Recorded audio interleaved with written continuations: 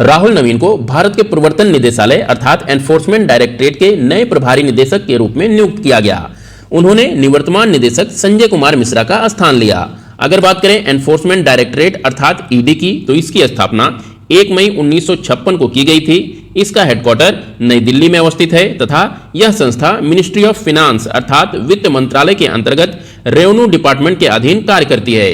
इस संस्था का मुख्य कार्य भारत में इकोनॉमिक लॉज एंड रेगुलेशंस को इन्फोर्स करना है तथा money laundering, foreign exchange violation और अन्य फाइनेंशियल क्राइम से संबंधित इन्वेस्टिगेशन और प्रोसिक्यूशन करना है। केंद्रीय कृषि मंत्रालय ने कृषि क्षेत्र के डेटा प्रबंधन अर्थात एग्रीकल्चरल डेटा मैनेजमेंट के लिए यूपी एग नामक एक एकीकृत पोर्टल लॉन्च किया। यूपी एग का पूर्ण रूप है unified portal for agricultural statistics अर्थात कृषि सांख्यिकी के लिए एकीकृत पोर्टल। 20वीं शताब्दी के कई ऐतिहासिक घटनाओं को कवर करने वाले प्रेस ट्रस्ट ऑफ इंडिया के पूर्व पत्रकार वॉल्टर एल्फ्रेड का 103 वर्ष की आयु में निधन हो गया। वॉल्टर एल्फ्रेड भारत की आजादी और इंदिरा गांधी के आपातकाल के दिनों को कवर करने से लेकर भारत पाकिस्तान और वियतनाम युद्धों पर रिपोर्टिंग करने से लेकर जवाहरलाल नेहरू और पाकिस्तानी जनरल अयूब खान और इंडोनेशिया के पूर्व प्रधानमंत्री सुकर्णो तक के संपर्क में रहे थे। एक पत्रकार के रूप में पाकिस्तान में गिरफ्तारी और विश्व नेताओं के साथ मुलाकात सहित उनके अनुभवों का दायरा काफी समृद्ध था।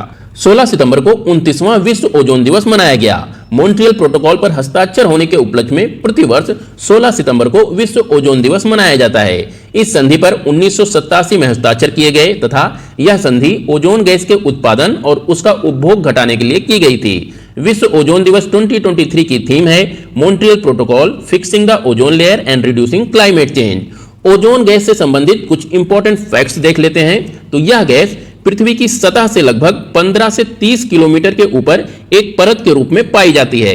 इसी परत को ओजोन लेयर या ओजोन परत के नाम से जाना जाता है। यह परत सूर्य से आने वाली पराबैंगनी किरणों से पृथ्वी की रक्षा करती है।